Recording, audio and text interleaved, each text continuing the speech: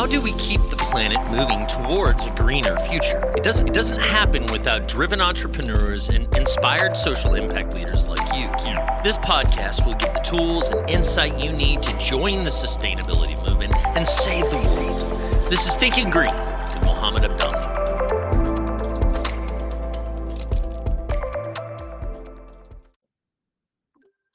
What's going on, everybody? Welcome to Thinking Green Nation. Leif, how you doing, man? Good. How you doing, It's good to see you, man. You too. It's been a pleasure. You and I met, I think, 2 years ago. You're an EV enthusiast, a solar and battery adopter. Yeah. You've got all these cool toys. Actually, on my phone, I have all of my smart electronic solar monitoring. Everything's called Mo's Toy Box. Right. Tell me a little bit about your interest in renewable energy, electric vehicles, how you got involved in the space, Sure. and what excites you about it. Yeah. So I sort of backed into renewable energies, but it actually, I kind of was part of the industry back in the 80s. So when I was graduated from high school, met a girl, dated her for a while, and met her family, and they actually sold solar hot water heating systems. And the father was just the smoothest salesman ever. He owned, Plumbing background? No, but he was a salesman. They were from Salt Lake. It was two families moved down from Salt Lake, and they had started this solar hot water heating company. And so he's like, I was in jewelry sales. My family sold jewelry, and he's like, yeah, you should come on board. I'm 18 years old. Anyway, long story short, I sold $6,500 solar hot water heating systems to homeowners. I'm 18. Yeah. To homeowners because of the 40% tax credit. It was a pretty good sale, right? Mm-hmm. So people who really hated the government or hated the IRS wanted to buy those, and we could prove an ROI. So I did that. I installed them, and then that went away. So anyway, more recently, I've always been interested in cars, so I bought it. I was really interested in the Model S, too big for me. When the Model 3 Performance came out, I got online. When it became available, I called you guys. You guys had the highest reviews of all the Tesla authorized installers. And after talking to you, meeting the crew when they installed my NEMA 1450, and already being solar friendly, because I already had been in that market for 30 years prior. So it wasn't a big step to say, hey, how much would it be to put solar on here? And I knew that we were getting really efficient and the cost per kilowatt was going down. And I'm a data head, so I'm monitoring all that. It was very cost effective. And of course, I was already a Tesla fanboy, so I had the Powerwall installed. And I really liked working with you because you didn't push me in any one thing, right? You said, well, you could do this or that, or you could do one Powerwall or two Powerwalls, and you came up with a recommendation, and I questioned it, and I came up with my own numbers, and you said, yeah, that's good too, and we'll do that. And it was just such an easy experience, and such a great group of guys that were coming out to the house and working with it. They came up with a plan. They improvised when they saw it. They needed to change things, and it's just worked flawlessly the whole time. Leif, I should have prefaced with Leif is one of Good Faith Energy's clients, but he's also turned into a friend. And, one of the most memorable experiences I have in my residential solar career is coming out to your house, meeting with you, and then hopping up on the roof with you. Right. And here we are just kind of looking around and taking some measuring tapes, and there was no need whatsoever for you nor I to be on the roof, but we enjoyed ourselves. Yeah. And I think it's a testament to who you are and what you love to do. You're very hands-on. Yeah. But one of the things that fascinates me most is not everyone has the ability to eliminate their entire bill with solar. Yes. Or back up their whole home with batteries. And you were in one of those scenarios where your home wasn't optimal terms of roof shape and Right. orientation, very limited on space. And we had only sized you to like offset half your bill. Right. But you found some ways to toy with the grid. Yeah. Is what I like to call it. And Yeah. I'm kind of curious, how you came up with these strategies, these methods, and what exactly you did and what those results look like. Sure. So originally we had I think you had spec 16 panels and some east facing panels and west facing, whatever. And I was skeptical that I needed east and west facing, first of all. And I said, well, just these 12 for now. And you said, or 14. And you said, well, we can't get them all in here. So we had put 2 east facing. I'm like, well, looking at it, it was actually those east facing produced just as much as everybody else. So that was the first thing is I should have listened to you in the first place. But getting back to your point, because as you know, I watch all the YouTube. I'm from YouTube University graduate, and watching like Ben Sullins and some of the other guys who talked about California rates are high, and we need to find these premium. What do you call it? They have day rates and discount rates, right? Yep. You don't really have that in Texas because energy is so cheap.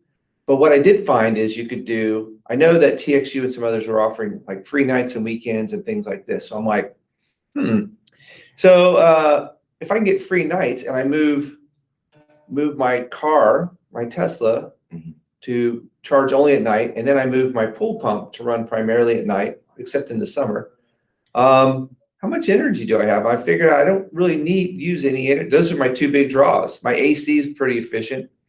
And then I have, the battery as a buffer.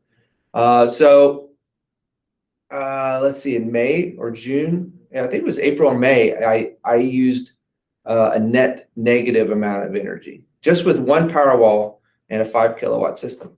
Wow. Now, granted, I'm in an 1,800 square foot house and it's fairly efficient. But still, that's with a pool and AC running in Texas. So I and obviously you've sent some prospective clients to me, and I'm happy to talk to them. I'm not happy to spread the word because it's really a no-brainer to me. If you can add value to your home, I think you get like what $4 or 4,000 per kilowatt, something like that. Back, or 2,000, I can't remember what the number is, but you get most of it back at the end. It raises the value, and I dropped my bill, which probably averaged over $200 a month over the year, down to probably $40 or $50 a month. That improved my ROI, because I remember we talked about this. Without that plan, my ROI was 15 years, and I'm like, I'm okay with that because I want the security of always having power if the grid goes. If I go off the grid, which, as you know, we did. We're going to talk about that. Yeah. So to me, it was a luxury item, but it also would eventually pay for itself. I was okay with that. It wasn't that big of a ticket that I couldn't afford to do that and have the security of knowing, because we get power outages around here quite often, not for a long time, but as you know, I do a lot of sim racing. I don't want to get cut off in the middle of a race. No. So so I'm going on and on, but that's the point was, if you find the right energy plan, it can drastically change your ROI. And that's what I wanted to share with you. And I kept sending you my bills and saying, hey man, check this out. $15, $3.83. That was the lowest you could pay, because they have their service charges. There's they have all of the state, the ERCOT fees and state fees and taxes, local taxes. You can't pay less than $4, and they don't give you credit, right? They don't pay you literally. They give you credit, but it can't go below. They can't give you beyond zero, right? Beyond zero with the plan that you were on. With the plan I'm on. But the really interesting thing about this is just to kind of dive a little bit more into the technical aspect. So your solar panels were really only meant to meet like 50% of your generation needs. Yes. But because of the fact that you chose a retail plan that had free nights. Yes. And because of the fact that you had a battery to buffer you, what essentially you did was your undersized solar met your daytime needs. Yes. And charged your battery. Charged my battery. And then when the solar would start tailing down around 5-6 p.m., then the batteries would kick in and carry you from 6 to 9. Yes. and then at 9 p.m. you have free Yep. power until 6 in the morning. Yep. So at 9:01, your car starts charging. Right. You My start pool pump running kicks your, off. your cool pool pump My kicks two off. biggest draws kick off. I You don't start pay for doing those. Your, laundry, your, Yep. your You can dryer. move everything tonight. You can move your cooking, your laundry. If you really want to be hardcore about it, you can Sure. move everything till that free period, like postpone it. If you want to do your Right. laundry late at night. So now your battery's sitting idle while the grid's doing its thing, Right. for free. Right. And then the battery kicks back on after the free night stretch is over. Yeah, the solar generally takes care of the daytime and charges the battery. So, and then you run your heavy duty stuff at night. Obviously you can't do the AC at that in your computer, but those are pretty efficient.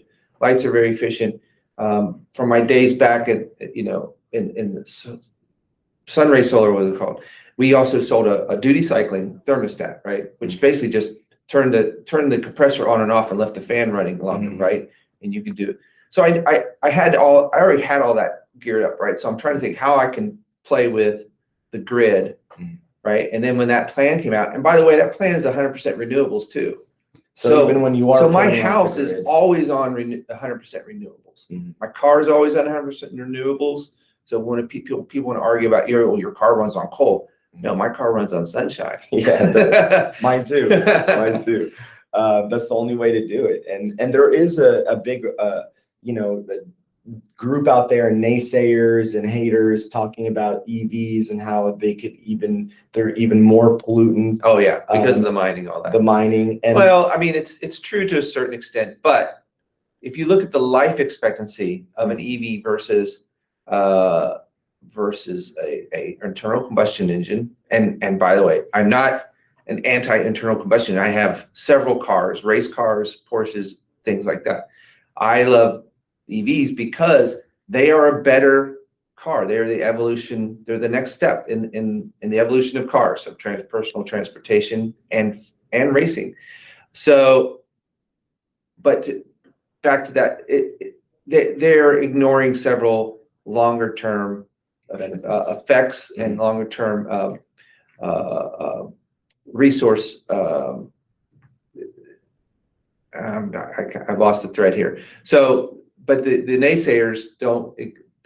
So the big thing that I found is with EVs is it depends on how long you're going to hold on to the vehicle, how big of a battery pack you have. So how much manufacturing and emissions went into the manufacturing of that battery pack. Yeah. But most people say that, in a 70 to 90 kilowatt hour battery, if you're holding on to it for at least 5 years or more, then it's way better for the environment. And then if you're running off of sunshine throughout those 5 years, then that just accelerates the environmental benefits even more. Yep. But I would say the issue is when people just buy an electric car and think that they've automatically done something better for the environment. Right. Which is like, I mean, maybe if you bought an internal combustion engine, you never drove it, and you went and bought an EV, you just bought two things that you never used. So that was inefficient. If you're driving, 20, 30,000 miles a year, switching to an EV will, your net carbon footprint will reduce. I think will be positive almost immediately, but especially over long term, it just gets bigger and bigger, right? Absolutely. There is a crossover, but they do ignore the resources it took to buy the fuel that powers the internal combustion engine versus if you're running on renewables, that net effect. All those numbers are very in flux, right? I mean, it depends. Everything depends, right? There's never a black and white answer. Never. So the other point I wanted to say was, in the case of the house charging, what I try to point out to people and customers, you point out, is if you have an EV, that grid, that combination of grid and solar, not only powers your house, but it also replaces what you currently spend on fuel. So if you go $50 a week, which is pretty typical for an ICE car, that's $200. So you have to take your whole house's energy use. You're replacing that. You can replace that for $0. If you spent $200 a month on your power bill, $200 a month on fuel, that's $400 a month that you're working against. Not just the $200 that you're spending or whatever. It has to all be modeled in. Yeah, you have to include that, right? If you have an EV, And I think a lot of the people that are looking at solar are probably either new EV customers, right, or pro EV, right? So it's like it doesn't matter which one comes first. Eventually, they're going to have both because there's such a huge benefit to having both. Your savings actually grow if you do it in combination. You have to have a power wall, right, or in phase or whatever it is. It doesn't matter. You have to have some sort of battery as a buffer to cover your non-peak times. You have to have the right. You have to have the right solar for your house sizing, right batteries, the right energy plan, and the EV. That combination of four things. Yep. Your net cost for the same quality of life is drastically lower. And I would argue for a much better quality of life too. I would argue that as well, but I mean, you don't even need to do that. Right? Sure. EV is a better car. It's safer, faster, cheaper to run. Everything about it's better. Objectively, it's not a personal. I'm not trying to sell people EVs. I'm just saying, I have everything. I have all types of cars, and the EV is just a better all around car. There's not as many to choose from, so there's not a personal taste like you want this style or that style. That's coming. It is coming. But for a daily driver, the Model 3 specifically is the cheapest car you can own, and it's better at everything. Yeah. It's not. I mean, it just is. Now, if you want to argue about is it environmentally safe, run it on solar, then it is. It'll get there. It'll become way more environmental. It'll run forever. It has a 1,000,000-mile battery. The motors will last forever. You won't pay any. I mean, it's if you had the case studies, use cases of people, if you started gathering that data with real world folks, which I think it's going to become overwhelming, the chorus of people that are saving so much money they can't contain themselves. Yeah, is just going to overwhelm YouTube at some point. I mean, I show people all the time some very basic math, and I'll do some math around. Okay, yeah, you're tricking me. Yeah. How did you do that? Exactly. I'm like, I swear. I can't figure it out, but you're tricking me somehow. Magic, it's I mean, literally, I'll take like 50,000 miles. I'll say, all right, let's say we drove 50,000 miles on an EV or on an ICE. Right. 50,000 miles. Let's just say on average, it's 400 miles to the tank. Okay. So I start crunching the math and I say 50,000 divided by 400 miles. That's 125 tanks. Right. So how much does the average tank cost you, sir? Right. They'll say, I don't know, $50. Yeah. Okay. That's $6,250. Right. Almost $6,300. Now, over the 50,000 miles, how many oil changes did you need to get? Say, oh, I need one every 3,000 miles. Let's say 5. Okay. All right. So we needed 10 of them. Yeah, modern cars. You can modern luxury. How much does each oil change cost you? Right. A couple $100. $200. Let's say $200. 150. All right. Right on the low end. So I take 6,250. Now I did another 10 oil changes at $150. That's $1,500. And I spent about $7,800. So then I can take that same 50,000 miles, and I know that the conversion or the multiplier is 0.26 for a kilowatt hour, right?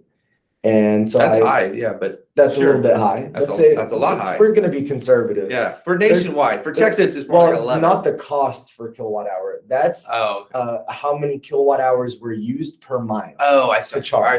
Yes. So that means I consumed 13,000 kilowatt hours times 11 cents. I got you. Like you were saying, that's 1,430. Yeah. I didn't need any. You already saved $5,000, right? There. But then I take 1,430. I divide it by 7,750. That's 82% savings. Right. And people are like, nah, like, what did you, let me see the math again. There's nothing I did in the math. They can't even, it's so much better. Yeah. 60 to 80% savings off the bat. It's like when I first got the car, right? And all of my work friends were playing poker. I go, who wants to go for a ride in the car? And they go, what? I go, what are you talking about? Oh, I got this Tesla. Oh, what is that? No, that sounds, all right, let's go for a ride, right? I'm in the performance model, right? So I just go to just some little quiet neighborhood road. I don't even go fast. I just hit it. And they just, I go, put your head against the seat back, please. What? Put your head back. And I'm like, I launch it, just go up to like 40 miles an hour. And they, oh, I get it now. Everybody, it just takes one ride. Mm-hmm. And you see this in all these reaction videos people do on YouTube, right? People took mom for the first ride in a Tesla or whatever. Yeah. And you get out, and it just takes people one ride, and they go, oh, I get it now. This is ridiculously quick. Uh-huh. And what they don't realize is that the roof is structural and stronger than any ICE car. The battery makes it safer for side impacts. It's the safest car ever produced in the history of the world. It's the cheapest to operate.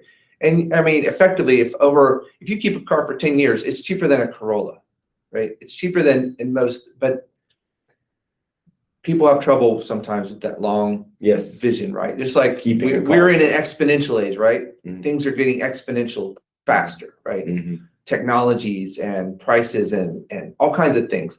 And humans aren't really designed to think exponentially. They think linearly, right? Absolutely. Leif, I want to switch gears a little bit and talk about snowpocalypse. Oh, right. Yeah. Snowpocalypse was just a short 5 months ago. Yeah. It's still sitting heavy on a lot of people's minds. You must have seen like the genius in the neighborhood. I mean, one thing is, I want you to tell us about your experience during the storm and how your system operated. And then also what happened to maybe some of your neighbors that led to maybe like a guy like AJ reaching out to us and getting a system installed here soon. Right. My next door neighbor. Yeah. So, yes, it's true. I did feel like a genius. I also felt super guilty at the time because I knew so many of my neighbors. I've been in that neighborhood for about 13 years. Mm-hmm. So I know a lot of them were struggling. I didn't have an oversized unit. So I just, because I had gas heat, now this is where I got lucky. If I had electric heat, I would not have been lucky. Mm-hmm. Because the gas continued to work and the fan worked on electricity. The blower. The blower, I was drawing very little electricity and the gas continued to work, right? So I just turned the heat down to 68, left everything off because you didn't know how long the power was going to be out. Mm-hmm. And occasionally, I think that I have the Tesla Powerwall tells you how long your outages were. I still have that in my history. It would go out for like 8 hours and be on for 2, and then out for 6 and be on for 1. It was like that. It got to be shorter and shorter, distances, but you didn't know that at the time. Mm-hmm. You didn't know if you're gonna be down for a week or a month. Mm-hmm. You didn't know how long the cold was gonna last. So I just conserved. Now, so I left on 68, left everything off. I had my phone. And me and my daughter just hunkered down and just watched our phone. We didn't work. We didn't, our fridge was cold enough. We had the house running, the fridge worked, everything worked. Mm-hmm. Now I did have one point where I ran out of juice because it happened on a Sunday. It started on a Sunday. Monday, I had a sim race. And so I went in and ran my race. So my computer and my monitors and my steering wheel and pedals were all taking power. So I did actually get to 0 for that first night because I chose to run my race that night. It's a good sacrifice, man. Yeah, I was dumb in hindsight but eventually the power did come on overnight and your Powerwall. The Tesla Powerwall is Storm Watch. So if you don't know what that is, Tesla actually monitors the weather, and if it sees a storm coming, it will start charging up the battery. It will override whatever pattern or custom plan you have and just charge it. Draw from the grid as soon as it will take everything it can as fast as it can, so that you will prepare for whatever wet and inclement weather. I fell in love with Storm Watch. I know, right? Yeah, but oddly enough for me, I have the solar roof at my house, so I was still getting some solar production. Mm-hmm. My system's way oversized for my house, so I'm in a little bit different situation. And what happened with me is I actually turned Storm Watch off because I didn't want to suck power from the grid when I knew the grid needed it. Yes. But that's not to say that if I was in a situation like yours, I would have definitely taken advantage of Stormwatch so that I could charge my battery. I think it's at 3,300 watts continuously. Right. So if you were at 0% and wanted to get to 100, it would take about 3 to 4 hours. Right. To fully charge. But it's such an incredible feature, right? Yeah. Because here you are in a situation where you don't know if the sun's going to come back out. You don't know how long the power is going to be off. Oh, I will say, I at that point, I was wishing I would have bought that second power wall that you recommended. And I think I texted you the week later. I go, hey man, how much for a second power? Because I know Tesla stopped selling those individually in their backlog for over a year. But yeah, I wish I would have had it. I didn't. Technically, I didn't need it. I got by, so I was very happy. But it did show, if there's a zombie apocalypse, I probably need more power on board. That said, Ford, the new Ford F-150 Lightning has their battery, and they have vehicle to grid or vehicle to home, which is something Tesla said they had tried and nobody used. But I think Ford is actually going to push Tesla to offer that. Yeah, I mean, when a major announcement like that is made by Ford saying their F-150s are going to have backup power functionality, the details are yet to be unveiled as far as what kind of requirements are going to come from the utility, disconnects, install, can it integrate with solar? I know that's not that simple. But I am very curious to see how this all plays out, because the technology is there. It's just about the interfacing with the utilities and everything else. So yeah, it is. I think Ford's going to push them. I know part of Tesla's plan is to become a virtual power generator by using they have an AI, and they have in England, I think they've already registered as a power company, but they want to start doing a distributed grid network that they can start buying and selling power to and from distributors. So that would be pretty incredible. Now, I've heard people say, well, the reason, or people speculate that they don't want to do it because it's going to cycle the battery so much more often. They have a warranty on the battery, right? So if you're warranting the car based upon a 30,000 miles per year of duty cycling, and now all of a sudden your car is hooked up to the grid and you're cycling it all the time and using it as a home battery storage, well, you can't warranty that as a car anymore, right? And how would you price that? How would you know what they're doing, right? Or would you start charging? Your warranty now is not about miles; it's about cycles. Exactly. So all they got to do is change their warranty, their battery warranty, because they know all the information. They know exactly what you're doing, right? So all they do is change their metric, because that car is really, it's not about miles, right? The car will last forever. Those miles are just a general thing. It's just what the general public thinks. Well, because if you think about ICE car, all of the wear and tear comes while it's moving. So that is miles, right? For that battery electric car, it's not about miles. It's about battery cycles, because that's the biggest cost of the car. The electric motors will last forever. The suspension shouldn't matter. Everything else is nominal. The battery is really what you're concerned about. So if you just change your warranty to cycles, right? And that way, it'll also get people to stop abusing their battery, stop charging to 100% and drawing down to zero. You stay in your 80-20. It incentivizes good behavior, right? As far as how you use your battery, and it allows people to decide whether they want to use their battery as a home battery storage, right? And leverage that for that's a 75 kilowatt hours. I have 13 at home. Yeah, I would have lasted for the whole week, right? Without sunshine on that. But I didn't have to run my pool. You didn't have air conditioning because it's freezing. All you had to do is run heat, which is gas. Your blower. I have gas stove. All I had to run was lights, the blower, and my refrigerator. I wasn't driving anywhere. So I could have lasted for weeks on if I had the car hooked up. Now, do you think that technologies like the F-150 will replace stationary storage? Because I personally don't believe they will. No, because you can't rely on that being there. What if you're on the road or at work or whatever and your power goes out? Right. It's not the same thing. I still think you need some home storage. And also because you might not be home. And you can't cycle that battery like No. you can Right. You may not want to. That's a more specialized, more expensive type of storage than a home battery, right?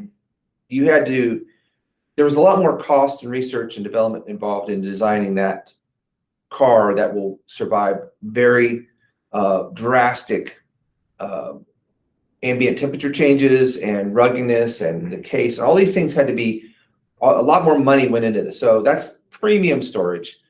The home would be more of a standard storage or low end storage, right? Because it's stationary. There's not big temperature changes. It's not mobile. So all these things are different, right? Like I bought for my race trailer, I bought we needed a generator, right? I didn't really want to buy a gas generator. So I ended up buying an Ego system, which is I buy giant, 1,500, 750 milliamp pods and charge those so that I could take that on the road. That costs way more per kilowatt hour than anything else I bought. My car, because of the design, right? That they had to get this to be in a certain form factor and be mobile and be lightweight and do all these things. So that's premium storage, right? Almost as much as my cars, where the home doesn't. So it's much easier. I've heard people take old Tesla cells and make those. I have actually an electrician named Julian. The guy's an electrical genius, and he imports cells from China. 18650. Yeah. Now there's a YouTuber. I want to say, I don't know how to say it, Yahoo or something, but he does this, right? He says, "Okay, I'm doing a buy on all these cells." Is this the same guy? No. This is actually just a gentleman that has been doing service work for me for 5-6 years. Yeah. But he actually is an electrical engineer from Mexico. And when he came here, his degree didn't translate, so he started working as an electrician. But he's an electrical genius. Yeah. And he's basically made his own power wall. Right. So he brought it over to my office and showed me 18650 cells that he's tested, and he's finally found the supplier that he likes. And then he basically wired it all into a little charge controller with a BMS with an inverter. And then it works. That he's just right now, he's just got a little light bulb with an outlet. So you could stick something in and charge it, or you could turn the light bulb on. Yeah. And so I see the future of storage being these innovators that come out and find ways to really package existing power electronics that you can find from anywhere. Right. But you package them nice and neat. Recycle, repurpose, all of this stuff that we have can be used as this low-end stationary battery. I agree. Absolutely. Yeah. And I have seen other YouTubers do similar things, right? I come across the regulatory challenges, right? You can't that's without a UL listing. Yeah, strictly a DIY. Yes, DIY, sorry. DIY stuff. No, that's really great. One of the things that I wanted to touch on, which is actually a simple point. We overcomplicate it sometimes, but it's this load management. You talked about shedding loads, right? Yeah. This very technical term that's not so technical, right? Which is just, I tell clients all the time, I can build you a ship, but during stormy weather, you gotta take the ship to safety. Right. I can't do any. They're like, well, how long is my battery gonna last? Well, it's gonna last until it runs out. Right.